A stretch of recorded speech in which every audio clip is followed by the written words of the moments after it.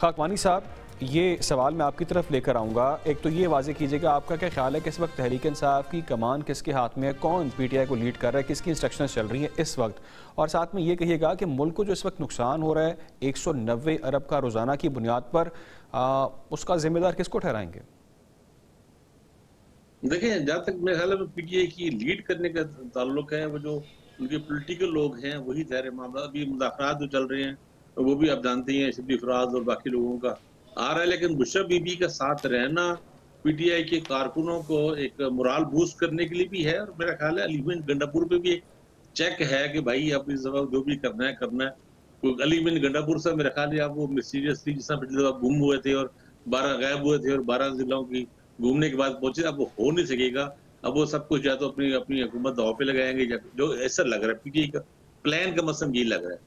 और आपने जो कहा नुकसान का, ये बड़ी ही अनफॉर्चुनेट बात है, बिल्कुल दुरुस्त है, नुकसान बहुत ज़्यादा हो रहा है और ये आज से नहीं हो रहा है, पिछले कई महीनों से हो रहा है। ये इलेक्शन के बाद से जिस तरह हुआ ये चल रहा है। अभी हमारे हमारे दोस्त, हमारे भाई इमरान शेख साहब ने कहा था, सिर्फ 1 मिनट के लिए मैं कहूँगा, उन्होंने कहा नवाज़ शरीफ साहब, देखिए नवाज़ शरीफ साहब का जियो पे रईस अंसारी, ये भी जानते हैं, हम भी जानते हैं, रिस्पेक्टेबल बहुत लाहौर के सीनियर जर्नलिस्ट हैं, ब्यूरो चीफ है, उन्होंने जियो पे आके अनाउंस किया कि नवाज शरीफ साहब हार गए हैं। और दूसरी बात ये थी कि हमारे अपने भी रिपोर्टर जो मियां नवाज शरीफ साहब के हल्के में थे, जो मुख्तलिफ पोलिंग स्टेशन से रिजल्ट ले रहे थे, उन सब की रिपोर्ट ये थी इलेक्शन हार गए हैं। बाकी हेयर से ये थी ना कि मैंने कहीं पर व्हाट्सएप पे या कहीं ट्विटर पे कोई पढ़ा था बाद में। हम रिपोर्टर है लाहौर में, हम जानते हैं लाहौर में क्या हुआ। और फिर मैं ये नहीं कह रहा, पिलडाट की रिपोर्ट में 52,000 वोट पिलडाट, तो ऐसा है जो प्रो नून लीग समझ जाता है दारा। पिलडाट की रिपोर्ट में सलमान कमर राजा का है कि 52,000 वोटों से हराया गया पवन चौधरी को जितवाने की खातिर। और नवाज शरीफ साहब के जो नतायज हैं, जो उसने, वो इतने अजीब गरीब हैं कि कई यानी अजीब बात है कि 100% लोग जी। एमएनए को वोट डाल रहे हैं, सूबाई के नहीं डाल रहे। तो चीजें बहुत मशकूक है।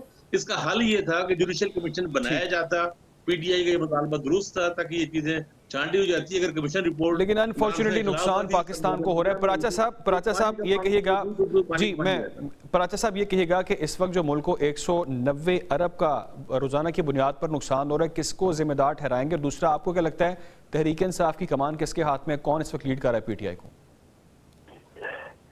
देखिए, let there be no doubt कि खान साहब ही पीटीआई की क़यादत है और जो खान साहब बात करते हैं वही चलनी है। इस एहतजाज का ऐलान भी खान साहब ने किया है।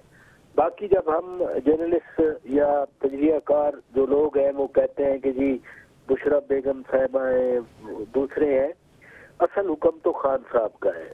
तो क्रेडिट है या डिस्क्रेडिट है, वो खान साहब ही का हुक्म है जो चलता है। बाकी जो स्ट्रेटेजी है, या बल्कि स्ट्रेटेजी ना कहें, टेक्टिकल जो डिफरेंसेस हैं वो टेक्टिकल हैं, वो पॉलिसी में नहीं है।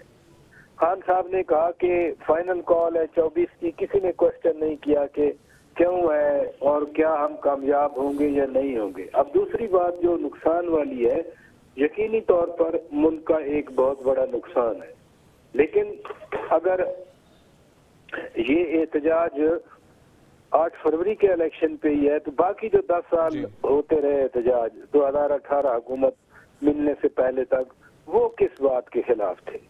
आपने अक्टूबर 2011 में जब लाहौर से आपको बंदे इकट्ठे करके दे दिए गए, लेकिन शौकत साहब नुकसान तो पाकिस्तान का ही हो रहा है। इमरान साहब लास्ट कमेंट कीजिएगा, पाकिस्तान का रोजाना की बुनियाद पर अरबों का नुकसान हो रहा है, किसको जिम्मेदार ठहराते हैं?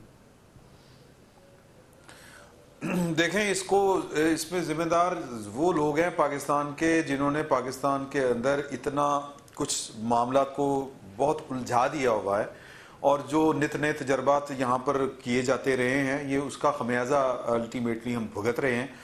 और जो आप कह रहे थे, अभी सवाल कर रहे थे कि ये इसका पीटीआई को चला कौन रहा है, और वही बेसिकली इसके जिम्मेदार भी हैं साथ में।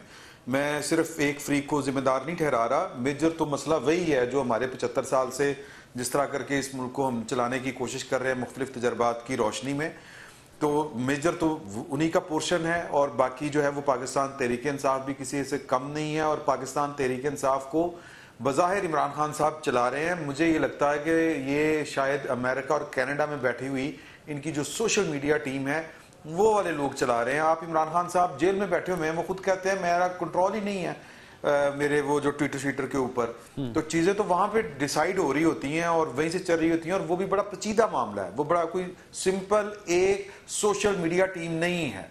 उनमें काम करने वाले लोगों के अगर आप प्रोफाइल जाके चेक करें तो वो किन के ऑपरेटर्स थे, किन के पे रोल के ऊपर थे, कहाँ कहाँ उन्होंने काम किए हुए हैं, और वो कौन लोग हैं। बेसिकली ये पाकिस्तान का जो CPEC और जो दीगर मामलात हैं, कर्टेल चाइना पॉलिसी है, ये उसके पीछे सारी कहानी वो है। बिल्कुल, ये भी कहा जा रहा है कि तहरीक इंसाफ इस बार कॉम्प्रोमाइज्ड है, और ये फवाद चौधरी साहब बात कर चुके हैं, फैसल वाडा बात कर चुके हैं। कहा गया है कि जी शायद ये क़यादत वाकई में बानी PTI को रिहा नहीं करवाना चाहती। कुछ इस तरह की बातें भी सामने आ रही हैं।